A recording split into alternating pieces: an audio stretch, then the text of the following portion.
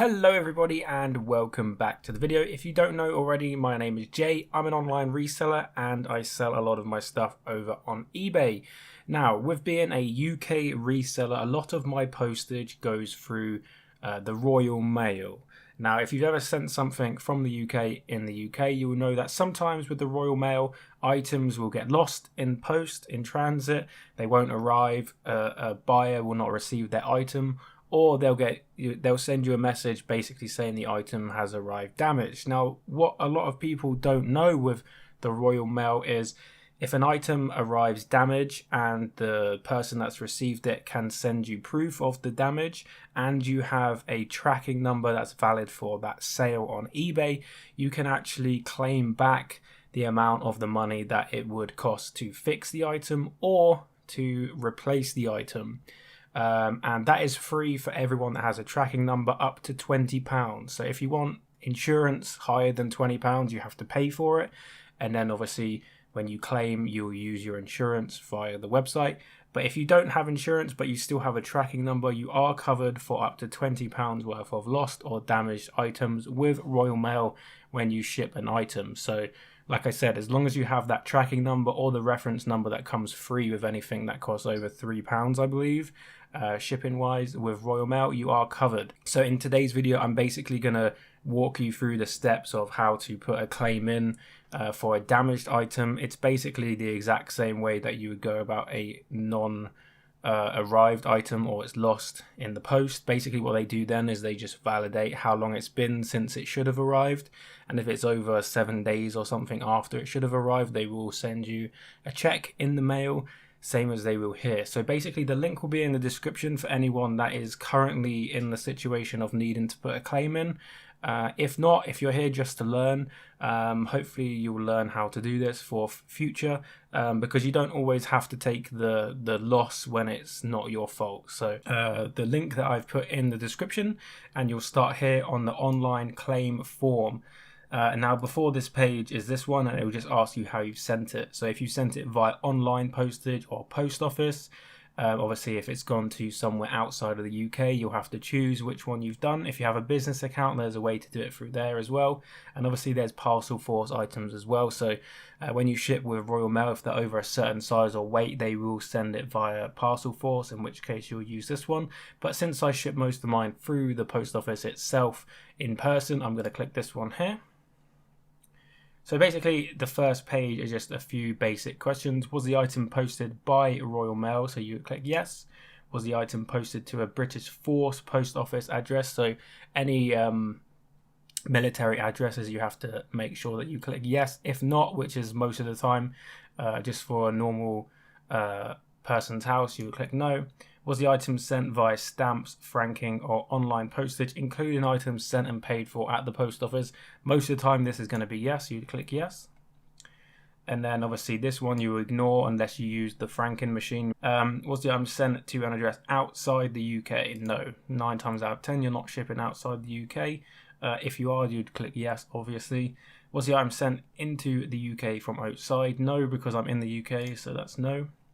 And then this is the important part. You have to make sure this is matching up with your receipt, because if this doesn't match up with your receipt, you're going to have issues. Please select the product used to send the item. So obviously I would use second or first class. Tracking number, this is where you would put your reference number in. I'm just going to use a random one for now because I'm not actually doing a claim, but just for the video purposes. And then you have to make sure that your date is provided, so I'm just going to pick a random one for the video. Do make sure the postage date is the same, like I said, as the one on your receipt, because otherwise they will not send you a refund. Business or personal, I would be technically business, but I put it through as personal. I don't think it makes a difference, but obviously if you're running a business, you'd put it through as business, because this video is for anyone out there, not just businesses. I click personal for this video. If you're a sender or the recipient. Now if you're selling something on eBay, you're obviously going to be the sender. Is your claim for an item that is, this is where you put, so if it's lost or it's not arrived, or it's arrived with pieces missing, you'd click that. Delayed, so obviously if it's just delayed, then they'll, I presume, wait to see if it arrives. And then obviously damaged, which is the one that we're doing today. So it'll give you this pop-up here basically saying that you're going to need to provide evidence. Okay, so date of delivery. So this is the date that the item arrived at your customer's house. So you have to go to eBay or go to the tracking, and see what date it was delivered. Can you provide proof of postage? Yes. This is where you'll upload an image of your receipt. So you take a picture of the receipt that shows the tracking number and the postal address of the person that you sent it to, including the Royal Mail. So you're going to want to make sure that the Royal Mail logo is on there. So you may have to do a bit of folding of the receipt if you've shipped out loads. As long as the top of the receipt plus the image of the tracking number and all of that is on there, you take a photo on your phone and upload it here. This is the most important part if you are an eBay seller or an online seller. If you just sent it personal, you would click no, because obviously you've not sold it online. If you have sold it online, this is basically an extra guarantee to get your money back. So you click yes, and it will ask you for a an online marketplace selling number. So that is where we go over to eBay. On your eBay page, you will see that your items that you have sold have the item number here. So this is the number that you would select. So you'd copy. Actually, you can't copy, you have to type this in. For some reason, you can't Control-C, Control-V on the website, but yeah, you just type this number in here, is this number, so you'd put your random number in there, and they'll use this to verify that it has been sold on eBay, and they'll use that to correlate the photos that you sent in. Can you provide proof of the item's value? Now, people get confused with this one. I click yes, it will ask for a photo. Basically what I do is I take a screenshot of the sold page here. So I'll take this screenshot here that shows how much the item was sold for. So £12. And then obviously they'll see that it's sold for £12. Can you provide images of damages and or packaging? Yes, and they'll ask for a photo again. This will be the photo that the customer has sent you showing that the item has been damaged. They'll use that in the evidence. And did your item contain any of the dangerous goods or prohibited items listed? No. Okay, so this is the important part for you. You're going to make sure that you put your address, because they'll use this to send you the check in the post when your claim is successful. So you fill this out. Okay, so once you've filled out your information, you're going to want to make sure you fill out your recipient's information. Once again, they will use this to correlate where the item has gone to and making sure that you're not just a random person trying to claim some free money. So you'll click if you send this to a business or individual. Most of the time you will be sending this to an individual, and you will fill out their details as well. So these will be the details that you sent the package to. Okay, so once you've done all of the sender and recipient's details, you will go to this page here, which is your claim information page. So it'll ask you, how much did you pay for your postage? Do make sure you are being honest with this, because obviously they can see this on their end. If you say you've spent £6 on postage, you only paid £3, that's going to probably flag up on their system. So for a normal small parcel, it's £3, so I'm just going to put that in there for the video. How was the item postage? Royal Mail, Post Office. If it's been collected, or Postbox, or whatever, make sure you put that in. And then if it's a parcel, the location of where the item was posted. So if you posted this from a Royal Mail, make sure you put the correct information in for the address. Just go to Google and get the address of the post office that you sent this from, and then you describe your goods. So let's just say, for example, you shipped a game controller. You just put in there game controller. Yeah, so I put in there game controller, and then it'll ask you what you want to claim for. Now, you can either claim for cost of repairs or value of content. Now, let's say, for example, the buyer wants to keep their item, but it's going to cost them £20 to fix it. You are allowed to claim a maximum of £20 with the free claims.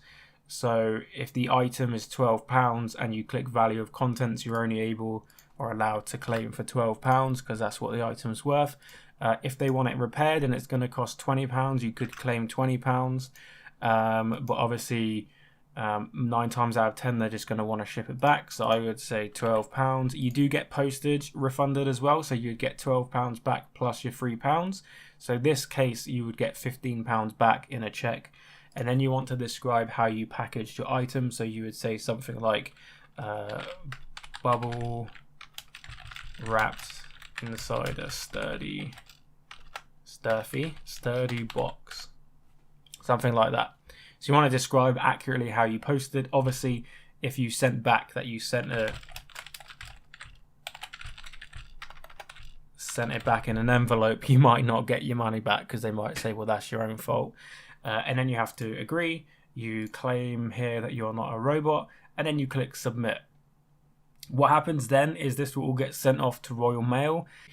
They've always come back successful, and I do get a check in the post within about 3 to 4 days.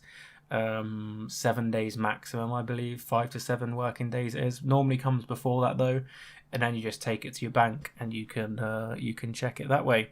But yeah, hopefully this video was helpful for anyone that didn't know that this was possible.